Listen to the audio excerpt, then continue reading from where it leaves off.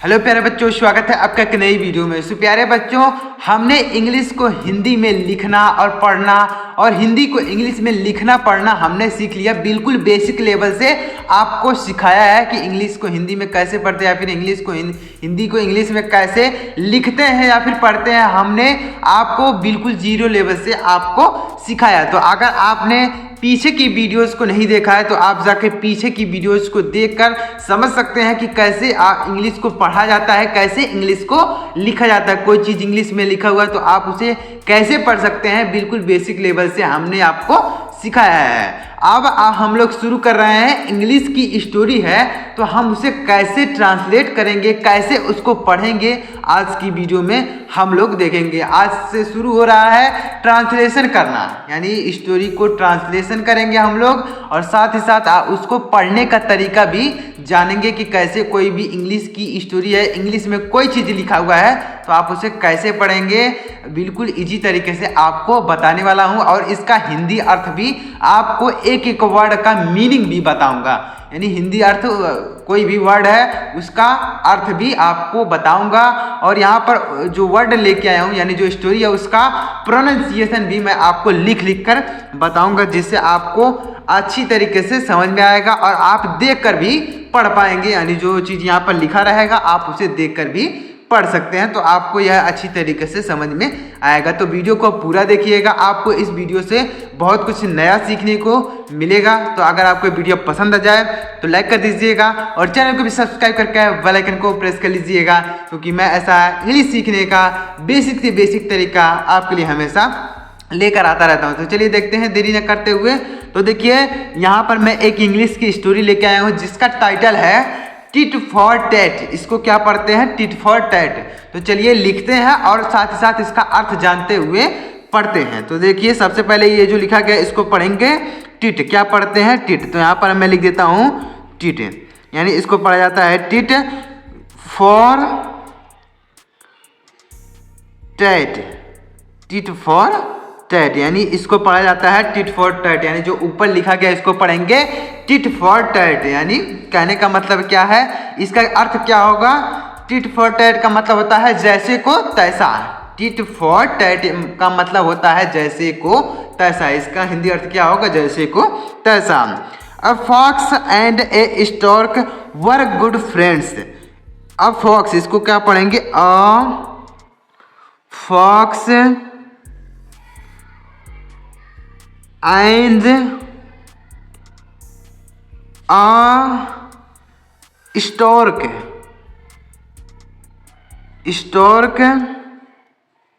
वर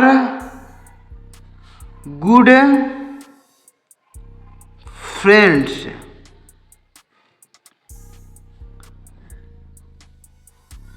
good friends, देखिएगा इसको इस तरीके से पढ़ेंगे।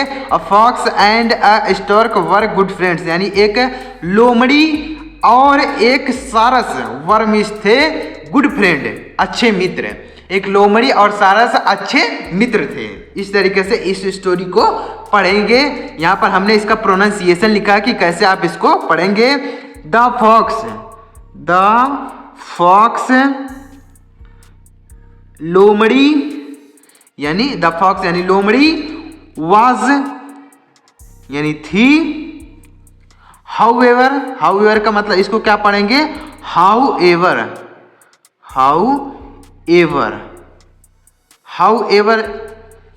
का मतलब होता है हालांकि, यानी लोमड़ी वाज यानी थी हालांकि वेरी, इसको क्या पढ़ेंगे? Very, VERY, very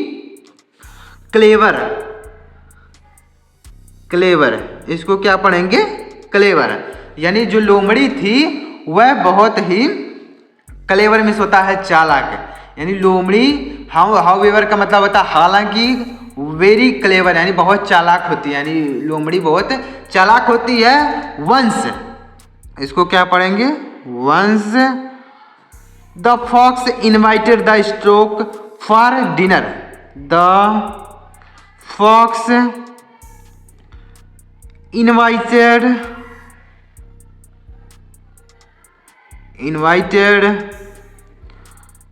the stork, इसको क्या पढ़ेंगे? स्टोर्क, स्टोर्क फॉर डिनर,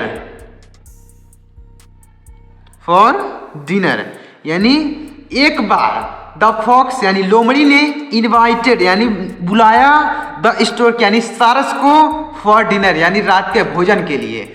एक बार लोमड़ी ने सारस को रात के भोजन के लिए बुलाया यानी रात के भोजन के लिए आमंत्रित किया। इनवाइटेड मीन्स बुलाया या फिर आमंत्रित किया यानी न्योता दिया। अब क्या होगा देखिए, जब लोमड़ी ने सारस को न्योता दिया तब देखिएगा क्या होगा, आगे देखते हैं। इसको क्या पढ़ेंगे, he served the food on 2 plates। क्या पढ़ेंगे इसको, प्लेट्स यानी उसने क्या किया, द स्ट्रोक यानी स्ट्रोक को डिनर पर बुलाया। उसके बाद क्या किया, ही सर्व्ड यानी उसने परोसा यानी लोमड़ी ने परोसा द फूड यानी भोजन को ऑन 2 प्लेट्स यानी 2 प्लेट्स में यानी 2 बर्तनों में वो लोमड़ी ने भोजन को परोसा। अब आगे देखिएगा, उम्मीद करता हूँ आपको समझ में आ रहा होगा कि इंग्लिश को कैसे पढ़ेंगे। इसी तरीके से जो चीज़ लिखा हुआ है वही चीज़ आपको पढ़ना है और इसका मीनिंग भी मैं आपको बताते हुए चल रहा हूँ कि इसका हिंदी अर्थ क्या होगा। जैसे ही मिस होता है, वह सर्व्ड मिस होता है परोसना, द फूड यानी भोजन को, ऑन मिस होता है पर, 2 मिस होता है 2 प्लेट्स मिस होता है बर्तनों में यानी थाली में। तो इस तरीके से आपको वर्ड्स की मीनिंग को भी पता चल रहा है, साथ ही साथ आपको यहाँ पर पढ़ने को मिला कि कैसे इसको पढ़ेंगे। The poor Stork wasn't able to eat anything। The poor Stork wasn't, इसको क्या पढ़ेंगे, wasn't का मतलब क्या होता है, wasn't का मतलब होता है नहीं था, able to eat anything means होता है कुछ। द पुअर स्टोर्क यानी पुअर का मतलब तो गरीब होता है, लेकिन यहाँ पर गरीब नहीं होगा, यहाँ पर होगा बेचारा यानी बेचारा। सारस वाजंट यानी नहीं था, एबल मानी योग्य, टू ईट एनीथिंग यानी कुछ खाने के, टू ईट यानी खाने के, एनीथिंग यानी कुछ, एबल मीन्स होता है योग्य यानी जो सारस था वह कुछ भी खाने के योग्य नहीं था। क्यों नहीं था, क्योंकि जो लोमड़ी थी उसने जो भोजन परोसा था वह थाली में था। तो यह सारस जो था उसकी चोंच लंबी होती है तो वह थाली में कैसे खाएगा, उसके लिए थोड़ा सा बर्तन जो है थोड़ा लंबा टाइप चाहिए बर्तन, तो उसमें वह खा लेगा। लेकिन उसने क्या किया, थाली में परोस दिया।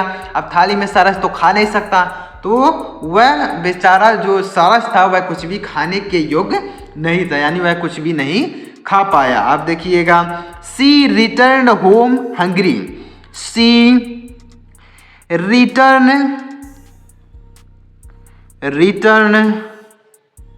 होम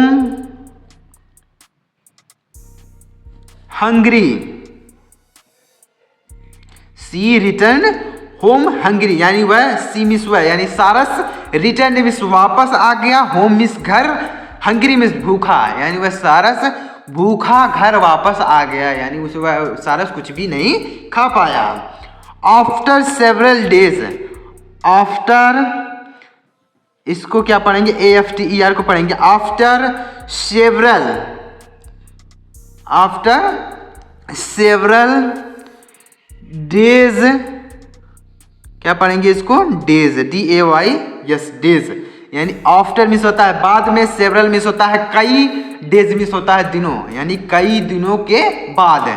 आफ्टर सेवरल डेज यानी कई दिनों के बाद, यानी जब सारस भोजन खा के वापस आ गया यानी जब वह भोजन नहीं कर पाया उसके कुछ दिन बाद, आफ्टर सेवरल डेज यानी कुछ दिनों बाद, कई दिनों बाद। The stork invited the fox for dinner. The stork, इसको क्या पढ़ेंगे, स्ट्रोक मीन्स होता है सारस। स्ट्रोक सारस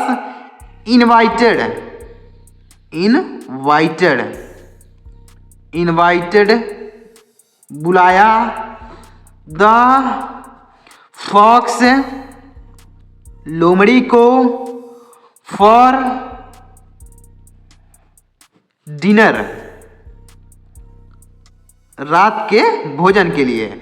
यानी उसके बाद क्या किया, सारस ने भी लोमड़ी को डिनर पर बुलाया, यानी रात के भोजन पर उस लोमड़ी को बुलाया। यानी जिस लोमड़ी ने उसको थाली में भोजन परोसा था और वह कुछ भी नहीं खा पाया था, उसी लोमड़ी को ये सारस ने अपने रात के भोजन पर बुलाया, यानी अपने घर पर उसको रात के भोजन के लिए बुलाया, यानी लोमड़ी को।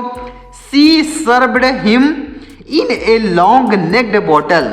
सी सर्व्ड, SERVED, सर्व्ड में होता परोसना। उसने परोसा, हिम, इसको क्या पढ़ेंगे, हिम यानी उसे, हिम इन ए लॉन्ग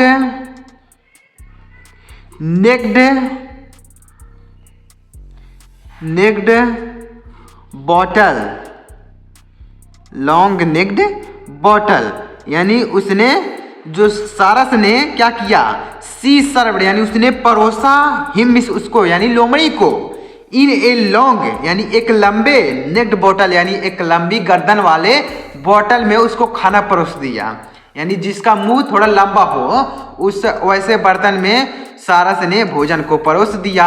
अब क्या होगा आगे देखिएगा। उम्मीद करता हूँ इतना आपको अच्छी तरीके से समझ में आया होगा कि आप कैसे इंग्लिश को बिल्कुल इजी तरीके से ऐसे आपको पढ़ना है। हमने एक एक वर्ड को इजी तरीके से लिख दिया है। अगर आप पढ़ना चाहते हैं तो आप इसे देख कर भी पढ़ सकते हैं कि क्या चीज़ यहाँ पे लिखा गया, इसे स्ट्रोक लिखा गया, वाजंट लिखा गया, एबल लिखा गया, तो ऐसे आप देख कर भी पढ़ सकते हैं। जब ऐसे आप इंग्लिश को पढ़ेंगे तो आप 100% इंग्लिश को धीरे धीरे आप देखेंगे कि आपके अंदर सुधार होने लगा है। अब आगे देखते हैं। जब वो लंबे बर्तन में परोस दिया सारस ने लोमड़ी के लिए भोजन, तो अब आगे देखिएगा। अब देखते हैं, अब देखिएगा। The fox was not able to eat anything. The fox यानी लोमड़ी, was not यानी नहीं थी, was not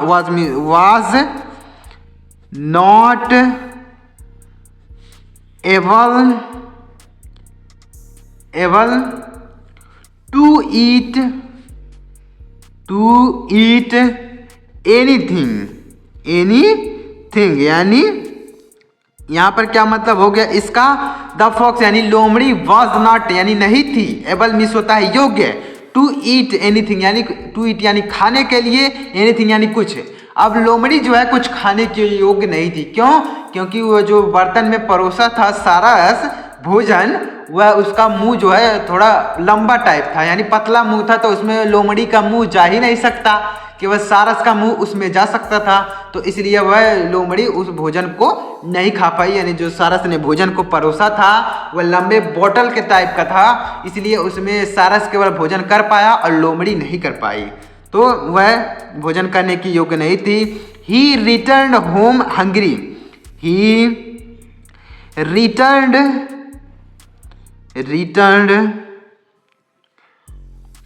home hungry. He return home hungry यानी वह सारस जो था वह तो भोजन कर लिया, लेकिन यह लोमड़ी यानी ही मिस क्या, लोमड़ी, रिटर्न मिस वापस आ गई, होम मिस घर, हंग्री मिस भूखा, यानी वह लोमड़ी भूखे ही घर वापस आ गई। जैसे सारस के साथ उसने किया था वैसे ही सारस ने लोमड़ी के साथ कर दिया कि वह भोजन, कुछ भी भोजन चख नहीं पाई, बिल्कुल खा नहीं पाई। And realized what the stork must have felt. And realized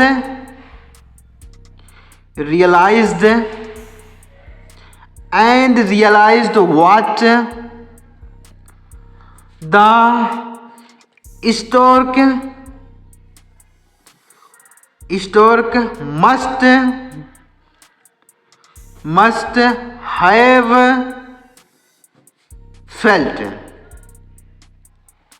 must have felt and realized और एहसास हुआ है, यानी जब लोमड़ी घर वापस भूखे वापस लौट आई तो उसको एहसास हुआ, व्हाट यानी जो, द स्टोर्क यानी सारस ने, मस्ट हैव फेल्ट यानी महसूस किया था, यानी जो सारस ने महसूस किया था वही लोमड़ी को महसूस हुआ कि मतलब जैसे सारस भूखा घर वापस चला गया था, उसी तरीके से यह लोमड़ी भी भूखे घर वापस चली आई। तो इसको भी महसूस हुआ कि जैसे मैंने जैसा किया उसके साथ वैसा उसने मेरे साथ कर दिया। तो इसलिए इस स्टोरी का टाइटल क्या था, टिट फॉर टैट, यानी जैसे को तैसा। जैसे को तैसा का मतलब यही हुआ कि लोमड़ी ने उसको भोजन परोसा तो वह भोजन नहीं कर पाया सारस, उसी तरीके से सारस ने उसको भोजन परोसा लोमड़ी को तो वह भी भोजन नहीं कर पाई। तो इसलिए इस स्टोरी का टाइटल दिया गया है टिट फॉर टैट। तो उम्मीद करता हूँ आपको यह समझ में आया होगा कि कैसे आप कोई भी इंग्लिश की स्टोरी है तो आप उसे कैसे बिल्कुल इजी तरीके से पढ़ सकते हैं। इसी तरीके से आपको पढ़ना है। आप अगर डेली हमारे साथ बने रहेंगे तो आपको 100% हर चीज़ें समझ में आएंगे। तो अगर आपको इस वीडियो से कुछ सीखने को मिला हो तो प्लीज़ वीडियो को एक लाइक करिएगा और चैनल को भी सब्सक्राइब करके बेल आइकन को प्रेस कर लीजिएगा इसी तरीके की इंटरेस्टिंग वीडियोस के लिए। आप इसी तरीके के ट्रांसलेशन की वीडियोस आएंगी, कभी हम हिंदी को इंग्लिश में ट्रांसलेट करेंगे या फिर इंग्लिश को हिंदी में ट्रांसलेट, इसी तरीके के वीडियोस आपको देखने को मिलेंगे। तो चलिए मिलते हैं अगली वीडियो में, तब तक के लिए जय हिंद, वंदे मातरम।